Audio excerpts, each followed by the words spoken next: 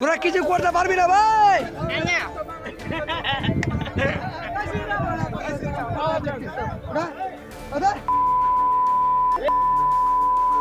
এই হুঙ্কার বাংলাদেশের জওয়ানদের উদ্দেশ্যে। ভারতের প্রান্ত থেকেই বিজিবি কার্যত পিছু হটল। ভারতের বিরুদ্ধে একের পর এক উস্কানিমূলক মন্তব্য, হুঙ্কার দিচ্ছে বাংলাদেশ।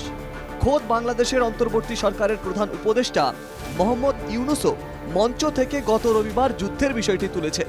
এই আবহে এবার ভারত বাংলাদেশ সীমান্তে কাঁটা তারের বেড়া দিতে গিয়ে বর্ডার গার্ড বাংলাদেশ বা বিজিবির বাধার মুখে পড়ল বিএসএফ। অভিযোগ, ভারত বাংলাদেশ সীমান্তে মালদার সুখদেবপুর এলাকায় কাঁটা তারের বেড়া দেওয়ার কাজ করছিল বিএসএফ। সোমবার কেন্দ্রীয় সরকারের পূর্ত ও সড়ক বিভাগ এবং বিএসএফ এর সহযোগিতায় সীমান্তে কাঁটা তারের বেড়া তৈরির কাজ চলছিল।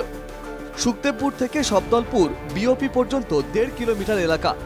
115 নম্বর বিওপির তরফে কাঁটা তারের কাজ চলছিল। অভিযোগ, সেই সময় বাধা দেয় বিজিবি। 3 দিন ধরে ফ্ল্যাগ মিটিং হয়েছিল বিএসএফ এবং বিডিআর এর মধ্যে বাংলাদেশের। তার মধ্যে কোনো সিদ্ধান্ত নেওয়া হয়নি। সিদ্ধান্ত তো এই যে ওরা বাংলাদেশরা বলছে যে আমরা তার ভাড়া করতে দেব না, কিন্তু ভারত চাইছে যে তার ভাড়াটা হোক। এই জন্যে কালকে দুদিক থেকে লোক এসেছিল, বিএসএফরাও ডেকেছিল, কিন্তু কোনো সিদ্ধান্ত নেওয়া হয়নি। হই হুল্লো হয়ে কালকে বাড়ি চলে এসেছিলো সবাই, বিএসএফ বাড়ি পাঠিয়ে দিয়েছিল এবং সুখদেবপুর বাসিন্দা সবাই গিয়েছিল বর্ডারে। তবে কি ইউনূস সরকারের মদতেই বিজিবির এই বাড়বাড়ন্ত? সতর্ক থাকতে পরামর্শ দিচ্ছেন অবসরপ্রাপ্ত সেনাকর্তা। ওরা চাইছে সিচুয়েশন থেকে কিন্তু এটাকে আরো বেশি যাতে করে এটা প্রভোগ করছে ওরা আমাদের, যাতে ওরা গুলিগুলো চললে দুপক্ষেরই কিছুটা দুর্ঘটনা ঘটবে এবং তখন ওদের কাছে থাকবে যে ব্যক্তি আমাদের উপরে গুলিগুলো মারলো এবং এই এলাকার ওপারে বাংলাদেশের অংশটি রাজশাহী জেলার শিবগঞ্জ থানার অন্তর্গত। সোমবার ভারতের সীমান্ত থেকে সুখদেবপুরের বাসিন্দারা বিজিবির ভূমিকায় রেগে যায়। বাংলাদেশি জওয়ানদের দাবি ছিল এই এলাকা বাংলাদেশের অন্তর্গত। পরে আলোচনার মাধ্যমে উত্তেজনা কমে।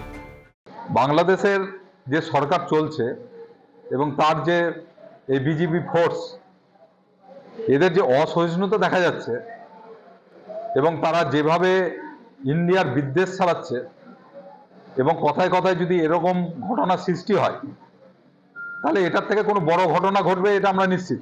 তো কেন্দ্রীয় সরকার বাংলাদেশ ইস্যুতে পুরোদস্তুর নিষ্ক্রিয়, রহস্যজনক নিষ্ক্রিয়তা এবং তার সঙ্গে সীমান্ত রেখাটাকে পাহারা দিতে যে ওদের ব্যর্থতা, এই ব্যর্থতার জন্য আরো বেশি জল ঘোলা হচ্ছে।